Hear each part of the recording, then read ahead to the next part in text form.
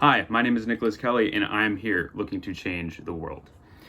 And that sounds very like delusional, right? It's like, what the hell does this 20-year-old kid know that the world doesn't already know? And, that is a reasonable thing to assume. It's like, this kid's probably ignorant. This kid probably doesn't actually have anything to say, and that he's just going to be regurgitating these ideas that are already known. And I mean, I can agree with that.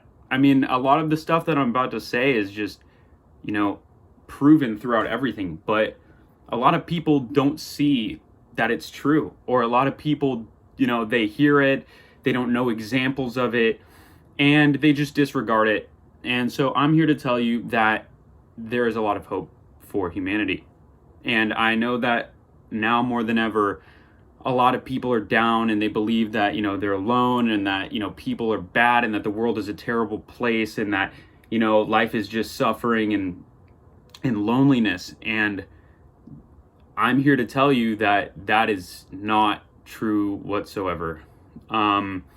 Life may be hard, and there may be a lot of suffering in life, and it may bring you down, and you may feel lonely and like you are stuck and you can't go anywhere and you don't see any light. And so some people, they sit there and they don't look for a way out. But if people are looking for ways out, I mean, some people just stay because they've never seen somebody make it out, and somebody that is looking for a way out is already making that first step.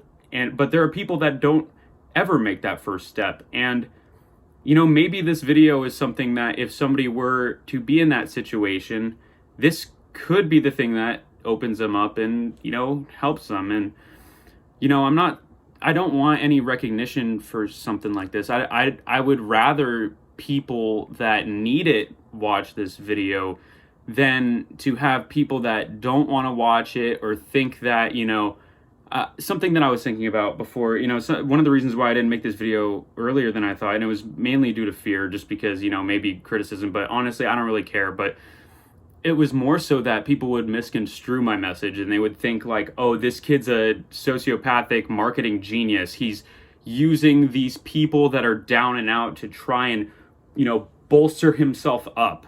And I mean, what I have to say is, just because if you were in my position in that you would do that, that does not mean that that's why I'm doing it. I genuinely believe that superheroes are real. And if you look at, every superhero story where there is a hero, it's not the powers that make them who they are. I mean, I'm wearing a freaking Batman Beyond shirt, but it's not the powers that make them who they are. It's what they do and why they do it, and the helping the other people without wanting anything. If Superman, had no powers, but he still did those things, he would still be a hero. Like if he was still on the street, if he saved people, if he did things for others, that's basically what the message is of those heroic stories. And like, I admire that so much, and I want to contribute in my own way with those kinds of stories. And one day I want to look back and say I helped people, because I don't want to feel like I could have done more for the world, for you, for me, for my family, for everything. I don't want to be the guy that looks back and shakes his head about what I could have done with the knowledge that I know. Because I feel like if I were to keep this to myself and, there was somebody that needed to know these things, I contributed to them staying that way. And I know that's kind of like, dude, no, you don't gotta blame yourself, but that's just the way that I've always been. I don't, if I know that I could do something to help somebody, I will do it, regardless of, taking the blame for it or anything like that. I want to be able to help people on a massive scale. I want to help anybody that reaches out. And that's why I don't want people, to have to pay me for me to talk to them. Why would I do that? That's not what I want. I don't want your money. I want you to be better. And the way that you can pay me is by being better. By being better, you inspire me. That's what I want you to realize. And so, that's why people question, it's like, why would you even do that for a stranger? And I had this guy, his name's Justin. He reached out to me, and I'm saying his name because I'm sure that he would feel proud of that, because he was the first person to reach out to me. and we've had conversations like ever since, and you know, he is very bright and he understands everything, and it's so great, and it just proves that I know that people, you know, because he went in skeptical, he's like, he doesn't know, but then after like just a day, I can say that I am more comfortable with this guy than a lot of people that I have known for years. And I think that he would say the same as well. And it's just been one day. One day. All it takes is one day for someone to realize, hey, I'm not alone. Hey, there is hope. And I want people to start understanding that, you know, there, even if, you know, somebody one time did something bad, or maybe it's happened to you, you deserve better. If there's, you know, you got to understand that you're not worthless. It doesn't matter. It doesn't matter if you're really good at math, if you're really good at this and that. Like, don't let people tell you that you are not something that is valuable, because you are valuable. Everybody is valuable. And I don't think that there's ever going to be a person that's more valuable than another person, because, you know, what you're good at isn't the same thing that I'm good at. And I think that, you know, there's going to be a lot of people that are kind of elitist that are like, oh my God, well, what about the serial killers? What about this? What about that? And like, okay, the serial killers one is pretty good, but, you know, I don't consider them to be human. I look at them as kind of like animalistic. That's like pretty bad. But, you know, with different interests, it's like, you know, there's the smoker, let's say pothead, I'll use that for lack of a better term. And then there's like the math guy, and it's like, well, the math guy, people view him as being a lot more successful because math takes you far, because you could get into engineering, you could get into, you know, statistics, all this other stuff. And then they view the stoner guy as some worthless dude that does nothing. But let me tell you, if you got that math guy and you put him in a social setting, maybe he won't be as good at talking to people as the stoner guy, and maybe that math guy doesn't live as happy of a life because all he knows is math. And I think that, you know, being everywhere, like just being spread out, just having a wider variety of interests and understanding people is something that's highly undervalued these days. And I want to make it normal for people to talk about the things that are bothering them. And, you know, I think it starts today. It started yesterday, it started today, and it starts every single day. It's always a new adventure, but I don't want people to start looking down on the things that people are doing, because it's like, if you think that you can be perfect, you're wrong. I'm a firm believer that it's impossible to be perfect. Perfect means without complete flaw. It doesn't matter. You're not going to do that.